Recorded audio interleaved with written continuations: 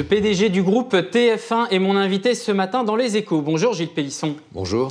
TF1, M6 et France Télévisions préparent une plateforme de vidéo à la demande commune. Elle s'appellera Salto. C'est une réponse made in France face à la montée en puissance de Netflix. Le projet est toujours dans l'attente d'un feu vert de l'autorité de la concurrence. Quand cette plateforme sera-t-elle disponible pour les consommateurs ? On l'espère le plus vite possible.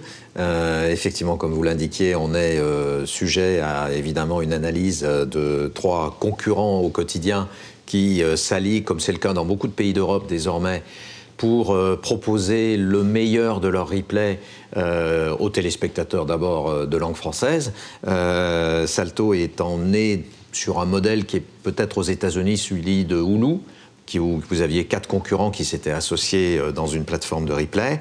Et l'idée étant de dire, voilà, il y a certainement la place désormais dans la consommation en replay délinéarisé des téléspectateurs d'une telle plateforme. Alors, comme vous l'évoquiez, c'est un modèle qui sera plus proche de Hulu que de Netflix.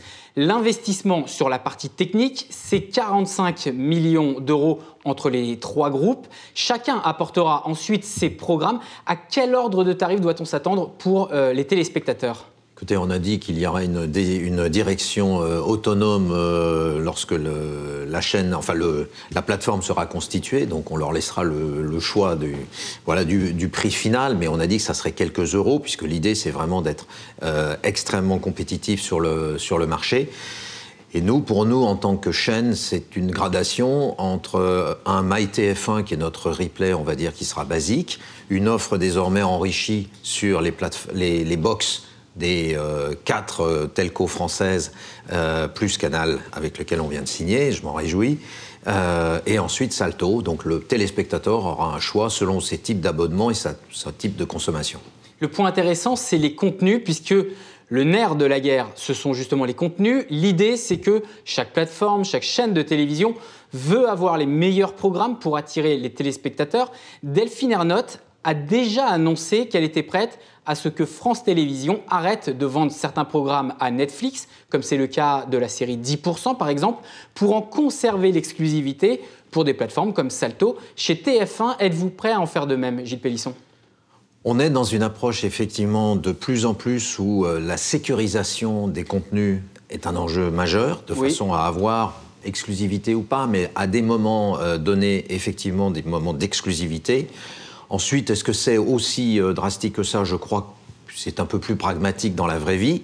Mais il est certain que d'ores et déjà, nos équipes qui travaillent sur les acquisitions de contenu, parce que c'est quelque chose qu'on fait tous les jours chez TF1, que ce soit dans des magazines, des documentaires, du sport ou des fictions, réfléchissent déjà à cela, en disant, est-ce que quand j'achète mes droits, ils vont bien pouvoir aller à un moment sur Salto ?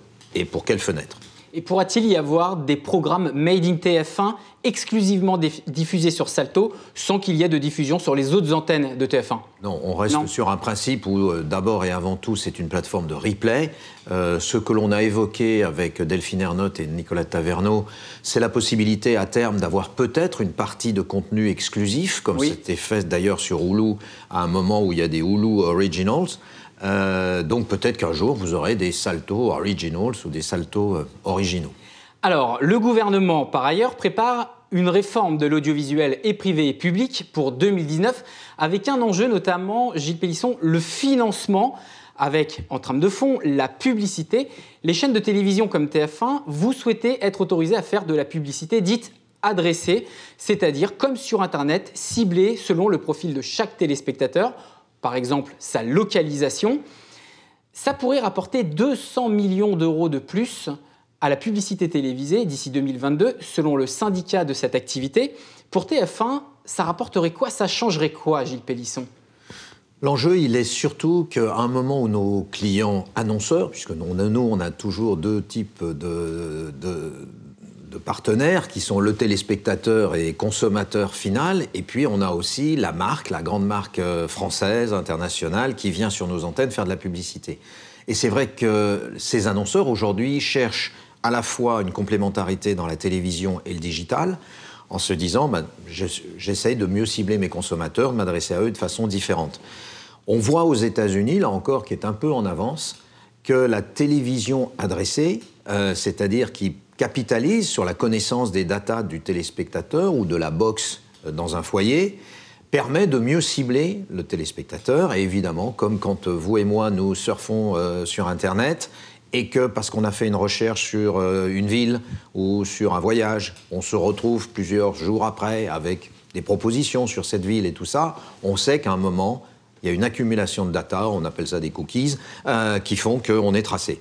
À un moment, avoir la possibilité pour la télévision de s'adresser à des téléspectateurs qui ont donné, évidemment, leur accord pour avoir ce tracking, est un atout par rapport à nos annonceurs en disant voilà, la télévision de demain, c'est une télévision extrêmement moderne qui garde la puissance d'un média de masse, mais en même temps, vous allez pouvoir le cibler de façon très individualisée. Mais justement, avec ce ciblage qui pourra se faire notamment sur la base de la localisation, est-ce que vous ne risquez pas de déstabiliser tout un écosystème qui vit des publicités locales, c'est-à-dire la radio locale et également la presse régionale? Et vous ne pensez pas qu'il a déjà été déstabilisé par Internet ?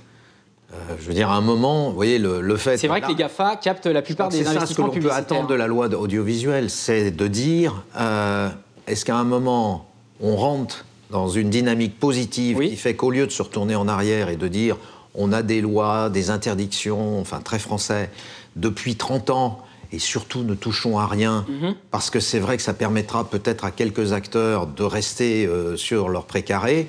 Est-ce qu'à un moment, on ne doit pas plutôt embrasser le futur ?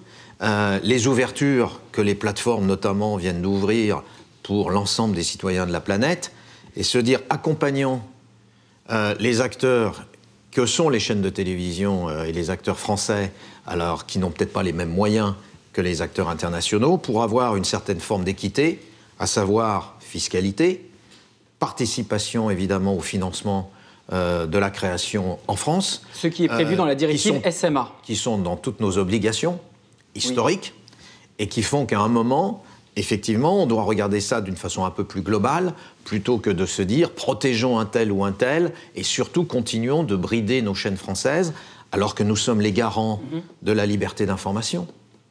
Parce que la pluralité de la presse en France, elle est en partie due à des faits qu'il y a des grands journaux télévisés et sur France Télévisions, et sur TF1, et sur M6, et sur un certain nombre de chaînes d'infos.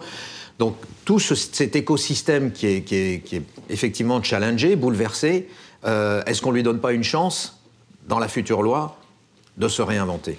Et justement, parce que la concurrence s'accélère, on a cité Netflix, qui dans le monde a 137 millions d'abonnés. Ils ont budgété 8 milliards de dollars pour cette année pour créer des programmes, et c'est encore certainement plus selon d'autres estimations. Il y a également Disney qui prépare sa plateforme. Face à ces mastodontes de la production et des contenus, quel message ce matin voulez-vous faire passer au ministre de la Culture, Franck Riester, concernant cette réforme de l'audiovisuel pour que les médias français puissent se battre à armes égales ? C'est le message de dire à la fois c'est une opportunité fantastique parce qu'on a beaucoup de talent en France et qu'effectivement pouvoir proposer nos contenus, nos créations à l'ensemble de ces plateformes, c'est absolument formidable. TF1 est aujourd'hui propriétaire d'un groupe de production Newen qui lui-même vend à Netflix ou à Amazon, donc on n'a pas de sujet là-dessus. Mais c'est beaucoup plus de dire dans le partage de la valeur, puisque la plupart désormais de ces plateformes interdisent le fait de garder des droits pour la distribution. Ouais, on voit bien qu'il y a déjà un fort déséquilibre. Le métier du producteur en France est en train de changer et il est réduit à un rôle juste de producteur exécutif. Donc attention à ces géants qui peuvent imposer leurs règles. Faites-les participer de manière équitable à l'écosystème français. Et surtout, ne vous satisfaisez pas de 2 millions d'ici, j'ai entendu, de fiscalité de 2 millions d'euros, où, vu de Californie, c'est juste... très faible. Une miette, non, c'est une miette. Ou on va ouvrir un bureau avec 20 personnes. Quand on crée une fiction comme DNA, Demain nous appartient à 7, c'est 350 emplois qu'on a créés en France. Ce sont des jeunes talents qui vont pouvoir éclore, ce sont des jeunes auteurs qui vont pouvoir s'exercer, apprendre leur métier, etc. Donc comment on accompagne demain dans la loi, dans les financements, dans les obligations des uns et des autres, ces filières françaises dont on a si besoin. Merci Gilles Pélisson d'avoir été mon invité ce matin dans Les Échos. Je rappelle, PDG du groupe TF1.